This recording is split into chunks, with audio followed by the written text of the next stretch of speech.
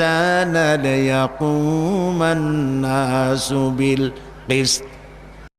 রাসূলদের কাছে সুস্পষ্ট নিদর্শনাদি এবং কিতাব সহকারে তাদের পাঠিয়েছি, সেই সঙ্গে তাদেরকে দিয়েছি আমি সুবিচার করার জন্য, ইনসাফ ও সুবিচারের উপরে প্রতিষ্ঠিত রাখার জন্য আমি তাদেরকে মিজান দিয়েছি। এক দিলাম বাইয়িনাত, আর এক দিলাম কিতাব, আর এক দিলাম মিজান। সমস্ত নবীদেরকে আল্লাহ তাআলা তিনটি জিনিস দিয়েছেন। বলুন তো কয়টা জিনিস? তিনটি। একটা হলো বাইয়িনাত, আর একটা কি বলেন আপনারা? কিতাব, আর একটা দিলেন মিজান। মিজানের অর্থ করা হয়েছে ইংরেজিতে জাস্টিস,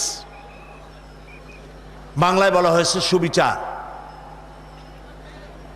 তবে সুবিচার বলেন আর জাস্টিস বলেন, কোন শব্দ দিয়ে এই মিজানের হুবহু এর অর্থের হক আদায় করা যায় না।